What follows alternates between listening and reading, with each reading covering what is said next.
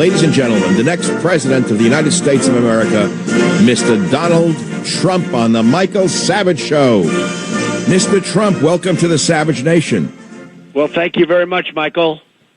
Well, you know what an honor is for me. Big question, will you appear at the Fox debate if Megyn Kelly is the moderator? I hope not. Well, we're looking at it. I don't think she can be fair. I never thought she was a good professional, but we're looking at it. We'll see. I mean, I want to do it. I love the debates. You know that I've won. In fact, you've told people I've won, according to every poll, I've won all 5 debates. And actually, I guess we've had 6. Hard to believe how it's, going the time. Donald, why do we need all these debates? This is nonsense. It's a show for the media. You're so far ahead in the polls. If it was me, an empty chair would draw more attention than her, for God's sakes. I understand that. And frankly, I think it's too many debates. The Democrats are finished with their debates. That was one of the most boring debates I've ever seen, or forums or whatever they call it. But too many debates. It's ridiculous. And I love the debating. I've had fun doing it. I've done great with it. Everyone said I won the last debate, and I won all of the debates according to the polls. But I'll tell you what, it's ridiculous to have so many, and I don't think that Megyn Kelly can be fair. I don't think she's a great professional.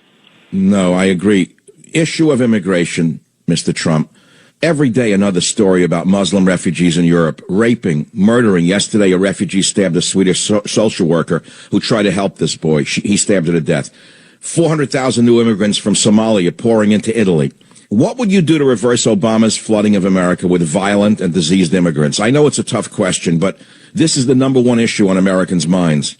Not a tough question for me at all. Number one, I wouldn't have them come in, but if I win, I'm going to send them back. And I told everybody, sending them back. They have to go back. We have no idea where these people came from. They're young, they're strong. In many cases, they're men's. When you look at the migratory lines, when you look at the big migration, so many men, so many strong men. You almost say, why aren't they back fighting for their country? And we have no idea where they come from, Michael. We have to send them back. We have no choice. We have a country that's a mess. Look what's happening to Germany. Look what's happening to Brussels, places that never even thought of this stuff. And I don't know what's wrong with their leaders. At least we're not the only ones that have terrible leaders. I mean, what's wrong with their leaders? They're destroying Europe. Yes, and it's a terrible future for all of us. Number 3, military defeating ISIS. Mr. Trump, Obama just appointed another non-military man to run the Defense Department.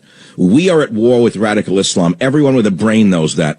Would you agree on this show to only appoint a combat experienced veteran as defense secretary? For example, I could recommend Senator Tom Cotton for the job, a great man, war veteran, put to the back of the bus by the Republicans. What do you think of that idea? Well, I think it makes sense. I mean, you're dealing with the military. You should certainly have a military person. We're looking for the next George Patton. We're looking for the next Douglas MacArthur.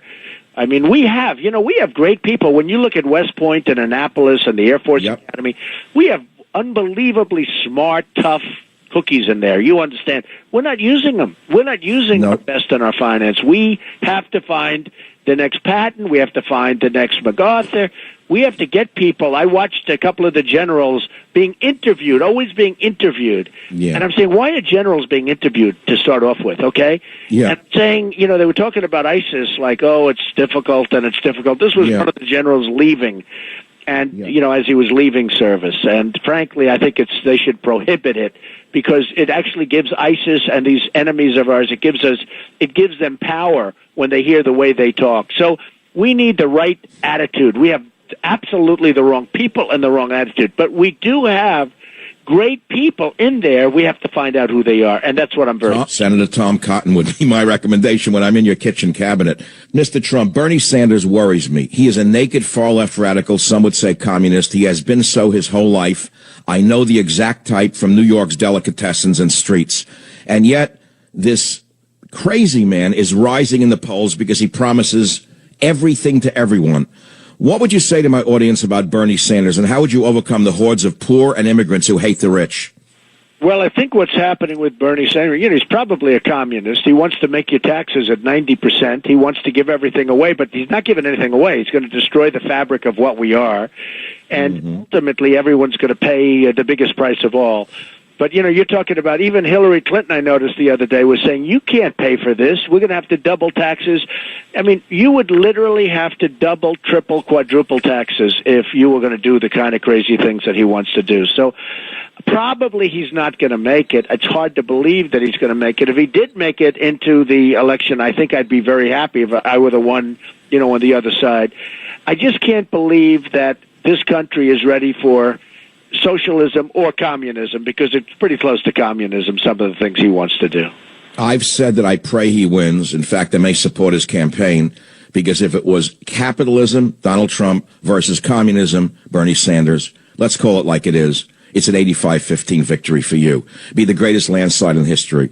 The last question of this series, and I know you're super busy, and I know how important it is for me and my listeners that you came on the show today, going into the primaries on Saturday. And it's a tough question for me, but I've had people call me and say, I don't like Donald Trump, he's a bully. And what I say to them, we need a tough negotiator to beat our enemies.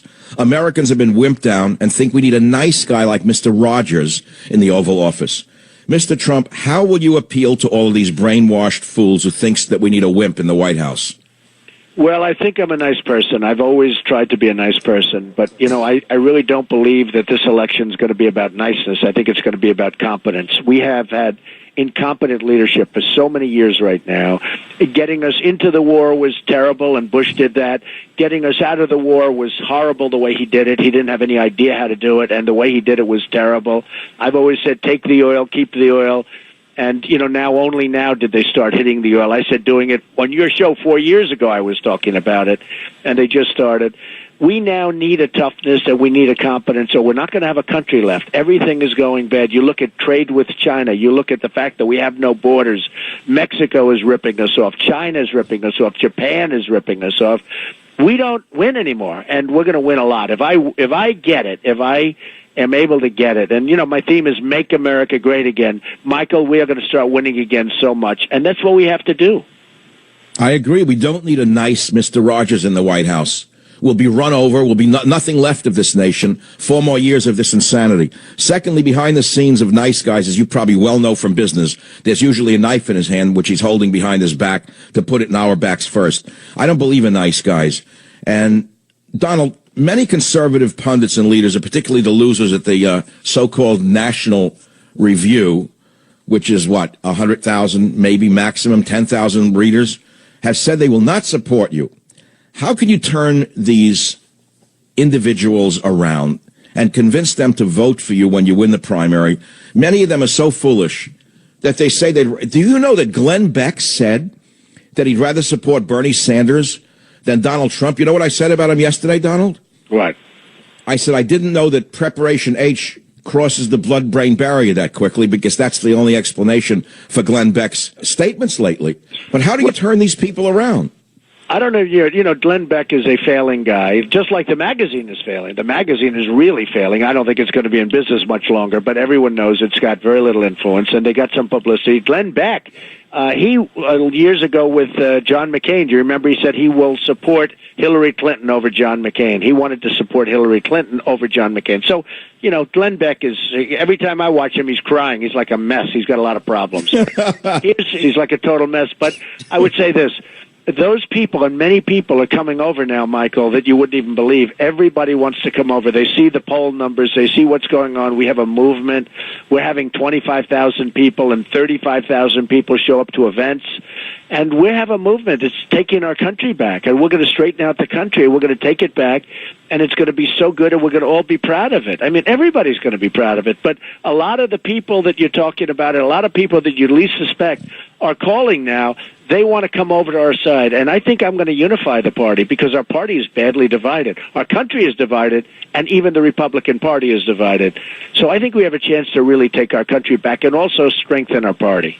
Well, Mr. Stone has put out an email today saying that the Republicans are conspiring to steal the primary from you, even if you win it. What are we going to do if that happens, Mr. Trump? I hope that doesn't happen.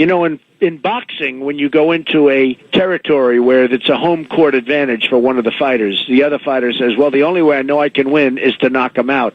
And the way I win is to win the primaries, because if I win the primaries, they can't take anything. So we're going to win a lot, I think, and hopefully we can do great in Iowa. And in New Hampshire, we have a big lead, and in South Carolina and Nevada, we have a big lead. So we'll see what happens. But hey, look, these people don't like to lose their power, and a lot of them don't even care about who's president. They just want to keep their little seat of power. It's all about the gravy train, isn't it?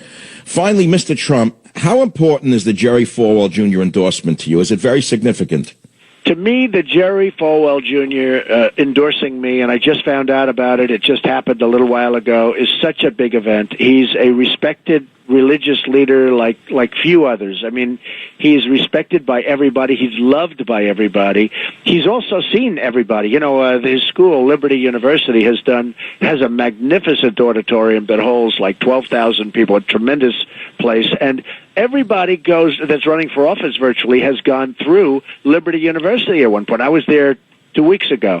And everybody. And to have Jerry come out and support me is a tremendous thing. And we have Sarah Palin, and we have Willie. We have so many great supporters. It's amazing. Willie Robertson. We have so many great supporters. And I tell you what, you have a lot more coming, because they all want to join the bandwagon now.